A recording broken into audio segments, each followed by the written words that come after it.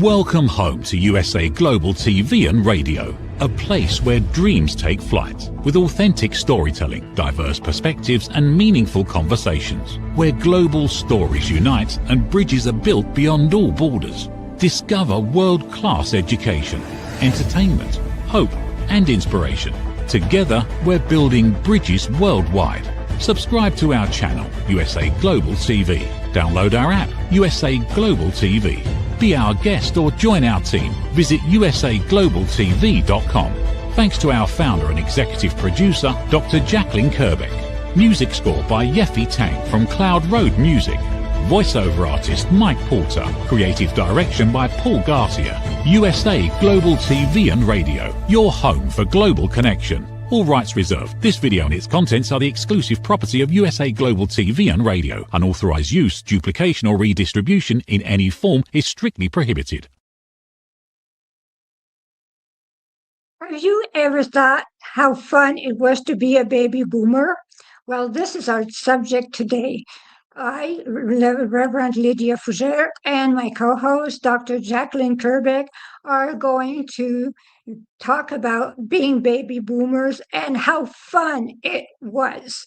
So I invite you to follow us on Dr. Jacalyn Kerbeck's channel on YouTube and on USA Global TV and Radio. So please subscribe and you will have thousands of shows. So the conversation starts now. So I introduce the wonderful Dr. Jacalyn Kerbeck. Hello, Reverend. I love this topic. It is definitely still fun to be a baby boomer.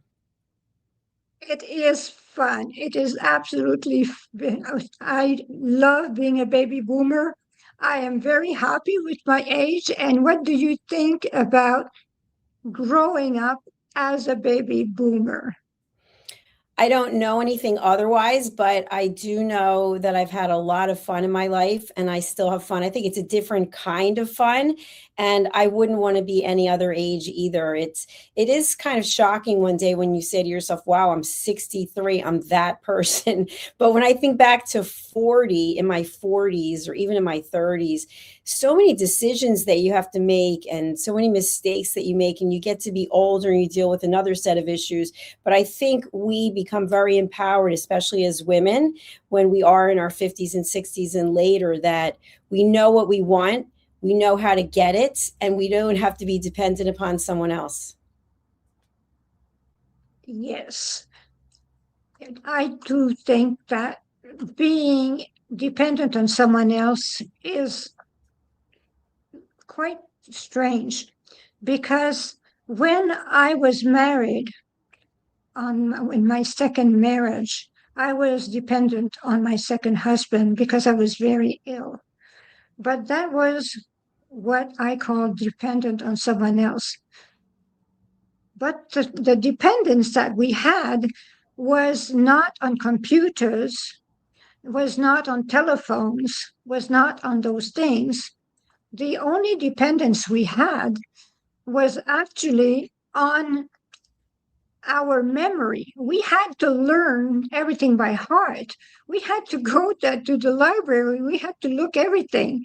Do you remember those little cards that we used to have to look at, to find the book? The Dewey Decimal System, and you had to go through these cards and pull one out and then go to the librarian. Yes, that was a great time. That was a great time. I was always at the library. And we were into sports. We were into a lot of sports. We did not watch TV. We were into a lot of sports. When it was not one sport, it was another sport. We were always doing sports. I grew up in a very small town, and living in that town, I was always in the woods or doing sports. What were you doing? I was playing tennis. I'm going back into the cobwebs of my mind. I was the co-captain of the tennis team, and I also played lacrosse very badly, I might add. I remember cradling and running down the field, and I had left the ball down at the other end. It was really bad. But we were not sitting and watching TV. We were with our friends. We were playing. We were studying. It was a very different world back then. Do you remember when the street lights, when the street lights were on, was time to get in the house? Time for dinner, time to come home. Absolutely. It seemed like there was a big distinction between then and now, where I see a lot of young people with their devices and they're sitting together, but they're not even communicating. Whereas we were outside playing, we were riding our bikes, or I remember going to the mall. We were allowed to go to the mall and walk around, and then we had to be somewhere at a certain time to be picked up. We were dropped off and picked up. Lots of fun memories. Lots of fun, lots of fun. We had motorbikes. We had a lot of things that they do not have now because they're on their phones. They are watching TV. But we had snowmobiles, and we were allowed to go to school with our snowmobile. We had a snowmobile parking lot in our school, at the English school, and it was so fun. And we would pick up the other kids, so we would give lifts, go back, get our friends, and then go back and go 3, 4 times. It was really, really, really fun. And in the summer, we'd uh, we'd swim in the lake, not in the swimming pool. That was our life. What was your kind of life? I wasn't in the country per se, so it was different. I wasn't in a city and I wasn't in a country similar today, but in a different place. But it was really about being with the neighborhood kids. And my cousins lived on the same blocks. We would do a lot of things with them. And I just remember little cliques. You had cliques in high school, for example, and you had the jocks, and then you had the people who were really smart, and then you had the druggies. We had all these clique names that you probably can't use today.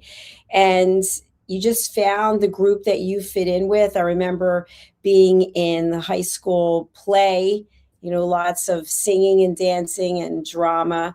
The National Honor Society, I remember the proms. They were always a disaster for me, but just completely different chapter in life. How about you? Did you have proms? We had proms. I went to a prom with my first prom. I was 13. I was invited to a prom by someone that was graduating in high school, and the prom was for me a real disaster because I said to him, if you want to have me at the prom, you have to invite my best friend also. But what happened is that there was a mean group of guys. They put ketchup on her. They put ketchup and mustard on her, and it was a real disaster. And I left the prom, and I regretted going to the prom, and I was so sad. But the prom was great. It was great for me, not for her. So I did regret my decision, and my prom was great. It was absolutely great. It was fun. It was a lot of fun. But we had school dances. Every single Friday, we had a school dance. That was cool. That was cool. So you grew up in Canada.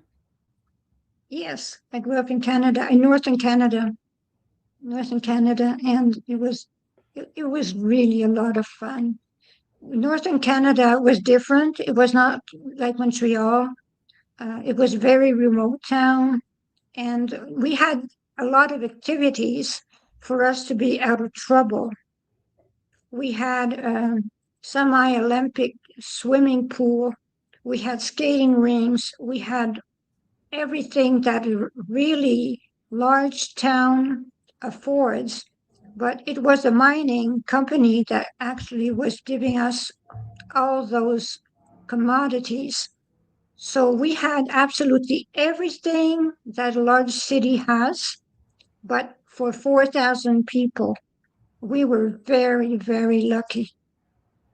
It sounds like you had some great experiences. So, considering that we are still baby boomers, how did that evolve for you from when you were in school to whatever the next chapter was? Well, I learned to be cool. I had children, so the thing is that I had to move on with being cool. I had to learn the internet. I had to learn things like that. I had to learn to do emails. But I even took a computer course in 1984. I remember taking a computer course, and these huge computers, and it was decimals, 0000100. They called it C language. I had to take that course, and it was a disaster for me because I am not very good with computers. But I can get my way. It is difficult. It's not like you, that you have it easy. You really understand. I am like a dinosaur when it comes to computers because my children were doing everything. Now that they're gone, I have to manage. So it's an advantage having children that do everything for you, but at the same time, it is a disadvantage. Absolutely. Well, I'll take your word for that. And I just want to share, I really was not great with computers. My father was outstanding with technology, and people would come to him, friends and neighbors, and they'd want his help with whatever it was on the computer. He was always a beta tester for some new software product that was coming out. And he also was really good with cable television. Some people couldn't get their cable fixed or hooked up, and my dad was really good with it. So I grew up watching him with all of his screens that he was watching the stock market, and he had big screens and small screens, and he was really good with computers. And after he passed away, I don't know, I feel like that information just came to me somehow.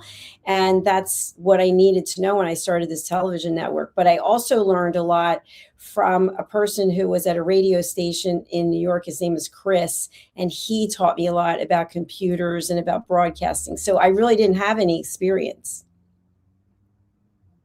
Well, it does not show, because the way you get around with the internet, it's amazing. You do those shows and you produce those shows, and it really is amazing to me. I really wonder if I will ever get there, because next week is going to be my last show. But during the time where I will be absent, I will be learning how to do the internet. I will be teaching myself and learning from others to be better at this work, because I really, I would say I suck at it. I think you're very good. You can't help it about the Wi-Fi. If your Wi-Fi goes out, there are certain products, certain equipment that you can get. I know for me, I've got 2 backups all the time because I am producing the content along with other producers. But if I don't have internet, then we can't stream. So your internet could be out, but we can still stream because I'm the one running the platform. So each person's internet is really individual, but there are ways that you can make sure that you have backup. So that's something that most people are not aware of. But it's always good to have, let's say, a hotspot on your phone, or depending on how far you are from the router, you can have a repeater, or you can have a mobile device that you take with you that you get the Wi-Fi off the device. So there are ways to do it. So I wouldn't beat yourself up about it, because most people don't know about it either. Well, that is new for me, because the hotspot, I tried, I was not able to do it. And as a baby boomer, I thought to myself, well, this is the problem with baby boomers. We have trouble. But we know that there is 2 generations of baby boomers. There is a generation that's from 1946 to 1954. This is the generation 1 baby boomer. Then us, we are generation 2 baby boomers, 1955 to 1964. So we are generation 2 of baby boomers. We are nearly generation Z. We are at the end of the baby boomer era. We are pretty much baby boomer Z generation. We are in between two generations. So this is something that I feel helps us a lot because we get to know the best of both worlds of Generation Z and the baby boomer generation. We get to adapt to both generations at the same time. The baby boomers, they are the ones that actually were known to be the ones that ate. They were high class. They were not available to people. They said that we were difficult. The baby boomers, they said we were difficult, but on the contrary, we are cool. We are absolutely cool. What do you think of this? We're Woo! cool. We are cool. I love that. Well, I think we're definitely young at heart. I think that if you think about the generation after us, which used to be called the traditionalists, I don't know if it's still called that or not, but I know plenty of people who are in their later 60s and even 70s and 80s who have a lot of energy. And so I think regardless of what the title is of what generation, we could be someone who's much younger and we have a much older mindset. But I think it's really about appreciating every day and trying to do your best to have fun and enjoy yourself. You're right about that because I am a person that actually I can wait. When we were young, we had to wait. We had to wait for the new vinyl. We had to go see a show. We could not have a show on TV. We had to go and see a show. We had to get in the car and go see a show. We had to do things like that. We had to manage to move from place to place to see or get what we wanted. We did not have Amazon. We did not we did not have all those things. And we had bicycles. We all had bicycles, so it was from A to B, and that was the way we were getting. So it wasn't the same thing for you. Yes, we had our bicycles, that's for sure. And we would ride our bikes. But you're right, we had to be patient about a lot of things. And I know growing up, it wasn't give me this, give me this, give me this. It's you had to earn it. You had to earn it. You had to do your chores. You had to get good grades. And my mother would always say, well, that was a good report. And so if you got a good report, whatever it might be, then you could be rewarded in some ways. But if you weren't doing what was asked, and you weren't doing your chores and you weren't getting good grades, then you weren't going to be rewarded. Whereas today, and going back a number of years, it's sort of the understanding that everyone gets a trophy, everyone gets an award because we don't want to hurt anyone's feelings. So we'll find something to recognize in each person, especially in children.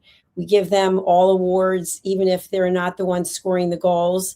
And so there's a whole mindset about that, which I'm sure we could have a whole other show just on that topic. This topic is really, really important. What the topic that you just mentioned is very important. And we could do a show just on this topic because children cannot wait for anything. I know for a fact that my grandson is now 15, but when he was 12, I asked him, I said, what are your favorite subjects in school? So he told me dinner and recess. I love that.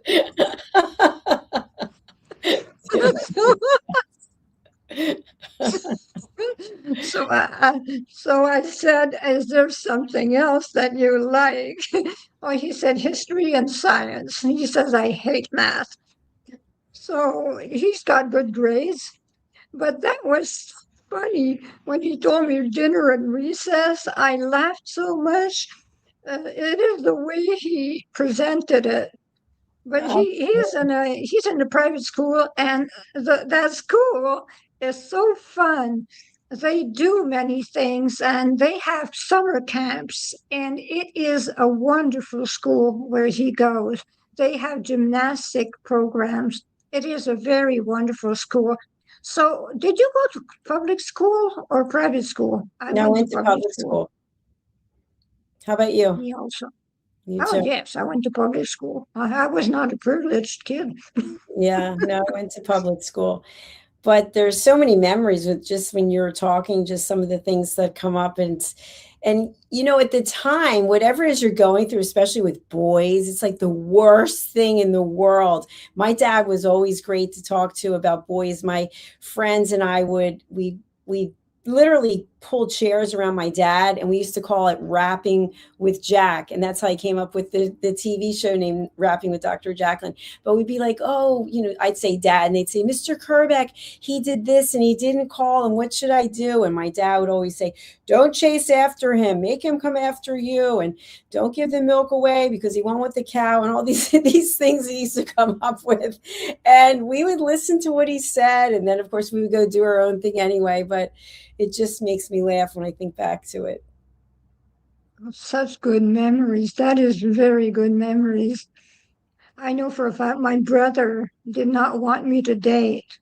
It took me a while. So I was only allowed to date his best friends.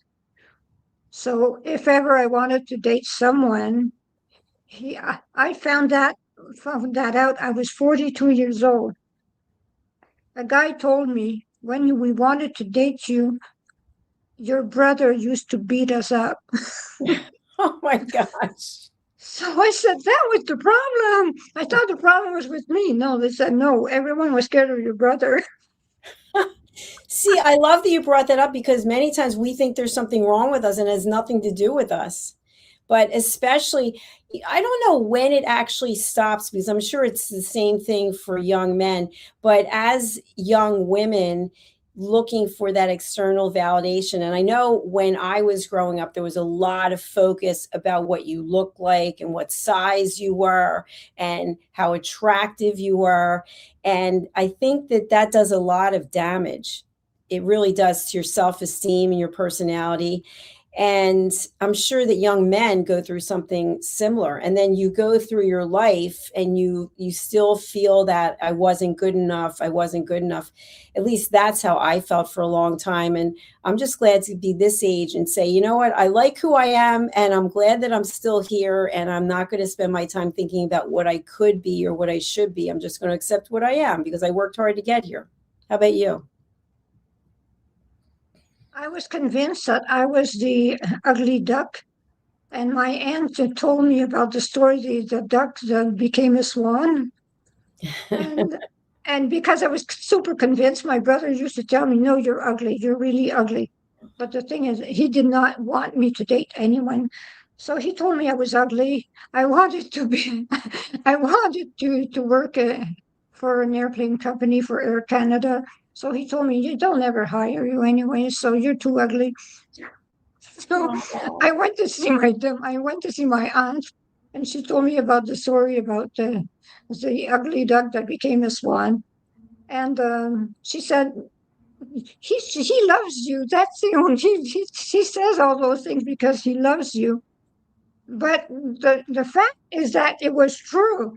He did not want me to go away. It was really the facts. He did not want me anywhere far from him. Everyone thought we were twins. So it was really the way it was. And I wore glasses. Do you remember how terrible it was for people who wore glasses? And I was more skinny than a twig. So you can imagine a twig with glasses. A twig. And I was a bookworm. A twig with glasses, reading all the time. That was me as a teenager.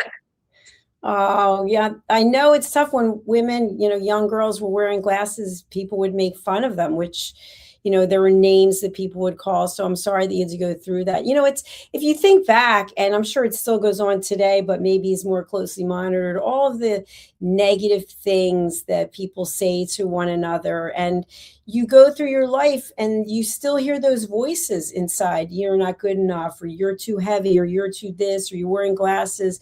And it's so unnecessary, because all it does is hurt someone and leave a negative impression instead of saying something positive. Just find something positive about person and say that instead. The other day, I went to the shopping center and I saw that beautiful, beautiful lady she had those wonderful clothes. And I went to her and told her that she was stunning. So the lady looked at me and she said, never does anyone do something like that. They never come and say how beautiful we are. I said, well, too bad no one told you today. You know what I want to say about that, because it's a really good point. We had a show here for a long time, The Power of Etiquette and Manners. And one of the things I learned, actually became certified as an etiquette coach, is when someone gives you a compliment. I know my first go-to, because I just did this last week, someone told me how attractive I was. And I said, oh, I'm actually not. And I started giving all these excuses, and the person just stood there. And I looked and I said, you know what? Thank you very much. That was very nice. Because when you start coming up with these excuses, you're basically insulting the person who gave you the compliment. You're kind of saying, what are you, an idiot? Can't you see that that's not true? So it's much better in terms of social protocol and just accepting the compliment and saying thank you. And then the other thing is, we feel this need to compliment the person back. Oh, you look great today. Oh, so do you. And it goes back and forth. And it's kind of like, well, wait, they made the comment that you look great. And then you immediately come back with, so do you. But you weren't the one to say it in the first point. So what is more effective is if you accept the compliment, thank you very much. And then you could say, I really like you in purple. You could say something that has nothing to do with what the other person said, but by deflecting, we're actually insulting the other person. Yes, this is something that happens a lot. People come to me, they like my hair. They tell me they like my hair, or they like the way I'm dressed. I just say thank you. I keep it simple, and then I leave. That is all.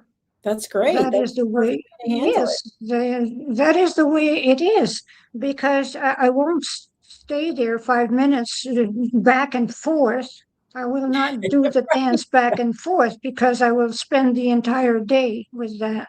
And I do not dress like everyone else usually when I go around as a reverend, and I do not look like a reverend to start with. So when I go around as a reverend, people are very stunned to see a reverend that looks like me.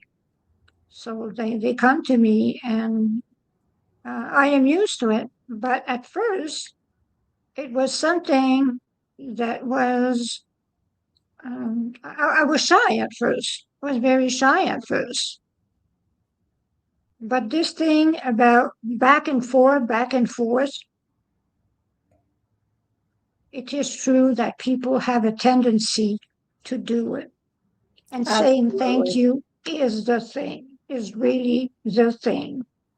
Absolutely. And etiquette courses are amazing for people that can have them, or there are lots of etiquette courses on the internet.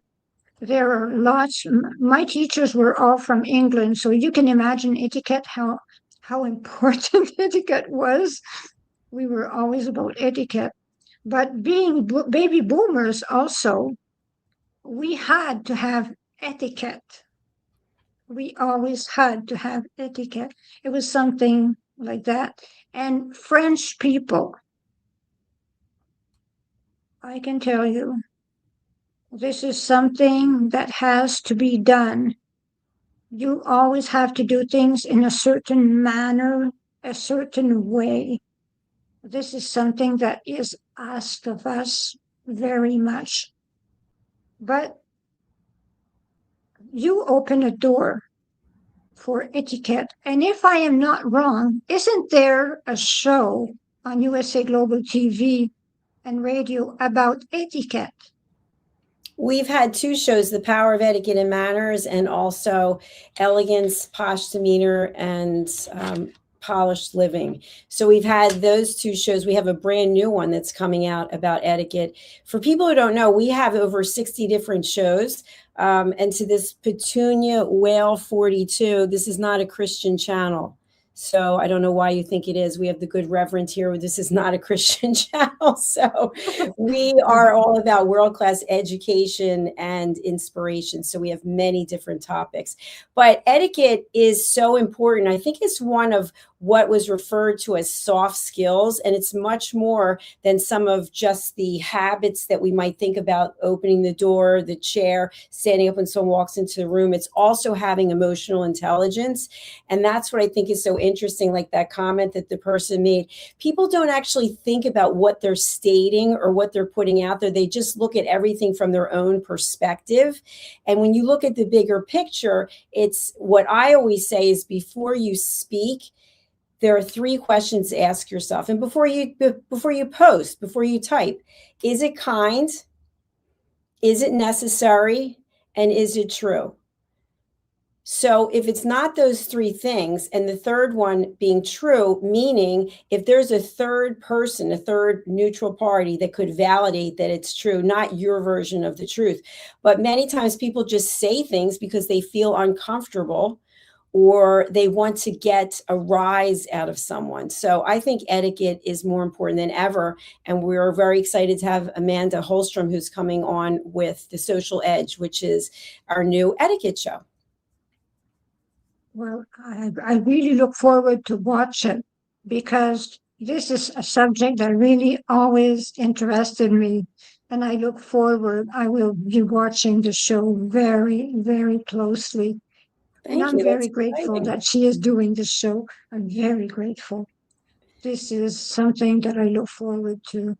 So when it comes to baby boomers and us having to have etiquette and the whole thing, how was it growing up in your household? How was it with the etiquette? Was it very, very important, or was it just normal etiquette? It was, I would say etiquette was very important because my father was very much about respect. You will respect me. You will respect your mother. It was all about, it's not just what you say, it's how you said it. It's being appreciative for everything that we give you. And it really stuck in my mind, because today I still feel that way. I feel like respect is probably the most important thing.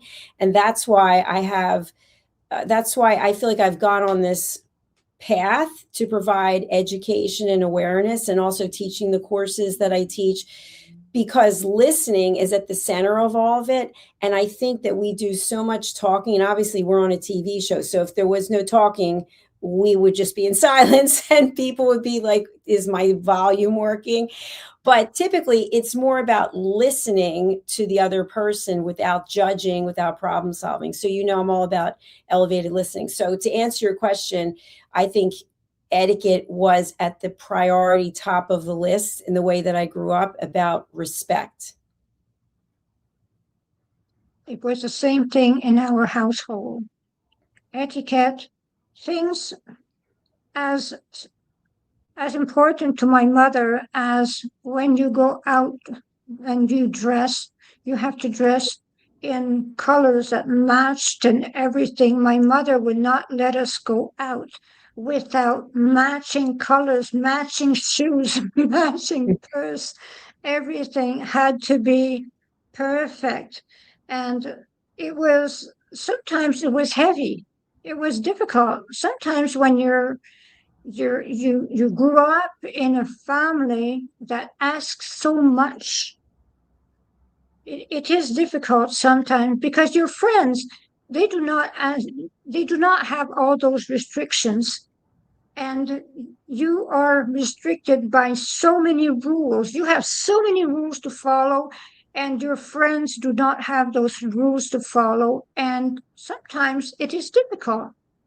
This is the way sometimes I perceived it, but it does not mean that it was the way I perceived it that way. It does not mean it was like that. It was my perception. No, that's true. I think it's a good point. And something to add to that, I was always told, for example, if you were going on a plane or you're going on a train, you dress a certain way. And I still do that. I am still dressed up when I go on and I travel. And you see some people, they look like they just got out of bed. I mean, it's unbelievable. They're wearing pajamas. And I have no comment about it, but that is not for me. That is not the way that I was brought up or the way that I was raised. And I think the other thing is to respect people's space. And what I mean by that is I was always told not to look in someone else's wallet, meaning if someone left their wallet out, you're not going to go through their wallet. You're not going to go through their phone. And do not assume that you know what someone has in their wallet or in their bank account, because we make assumptions about, oh, you should be able to afford this and you should be. Well, what are you doing with your money? It's no one's business. So you stay out of that. In addition to when we were growing up, if my mom brought the mail in and it was sitting there, I would never go through the mail. That's inappropriate. If there's mail in there, we're going to give you the mail. But today, people will go through everything. I mean, you hear stories about people, they have people over for dinner and somebody went through their medicine cabinet. They knew because they put a marble in there or something. Someone goes through their drawers. I couldn't imagine that. If I was sitting with you and you went to the restroom, you left your phone and your handbag, I would not look at any of it, whereas other people would. There was no boundary. So to me, I still think that those things are important. And you keep a certain distance when you're talking to someone. You don't come into their personal space. So I think things have changed a lot, but I still like those values of showing respect. I am the same. So we will have to close the show because it has been a very interesting topic, and it was absolutely great to have you on this show as usual, because I just love having you on the show. It's always interesting, and thank you so much for your beautiful presence in your life. Thanks for having me. Thank you. So on this, it is already the end of our show. I invite you to go and look for my books, 111 Reflection for Thy Earth Odyssey. I have books, programs on Amazon, and you can find me there. And this is also, if you want to have your own show on USA Global TV and radio, you can either join me or Dr. Jacalyn Kerbeck on the show, and we will be extremely happy to have you on the show. Be your own star and shine. Thank you. Hey, you. Psst. Yes, you. Watching this right now. Are you creating content, a blog, a podcast, a newsletter, going live on Instagram or TikTok, and still not seeing real visibility or growth? Here's why. Anyone can post. Anyone can go live, but not everyone is positioned to be taken seriously. Right now, people are going to YouTube to search for experts, for answers, for credibility. So while you're putting in the work, someone else is being seen as the authority. Not because they know more, because they're positioned better. Now imagine this. Your own professionally produced TV show, marketed, distributed, optimized with SEO so people can actually find you. Not just seen, but searchable, discoverable, positioned. You're trained, you're coached, you're guided. No experience necessary, but you do have to be coachable, because this is about stepping into a higher level. This isn't about doing more, it's about doing it right. We've already built the platform, 2 YouTube channels, a global audience, a Silver Creator Award.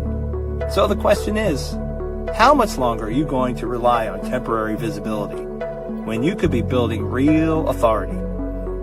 If you're ready to be seen differently, Go to usaglobaltv.com and apply to host your own show. This is for individuals who are serious about investing in their visibility, their credibility, and their growth. If that's you, we're ready. USA Global TV and Radio, where your voice becomes your platform. Executive producer, Dr. Jacalyn Kerbeck. Videographer, Paul Garcia. Voiceover, Ed Vargas.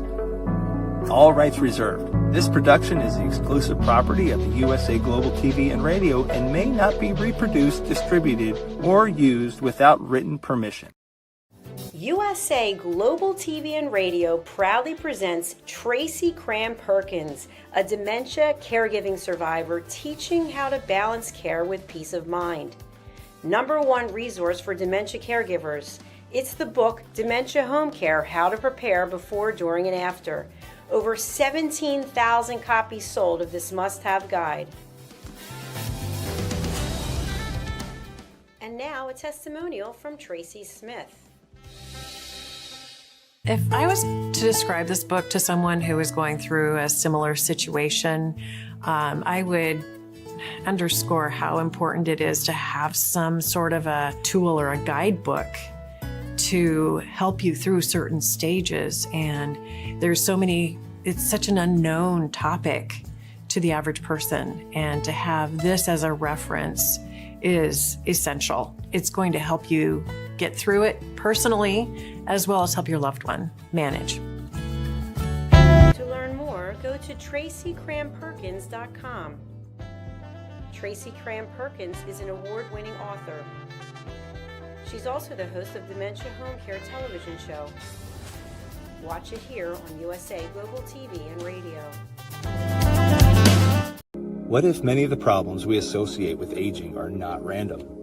What if there are identifiable causes behind declining energy, chronic disease, and memory problems?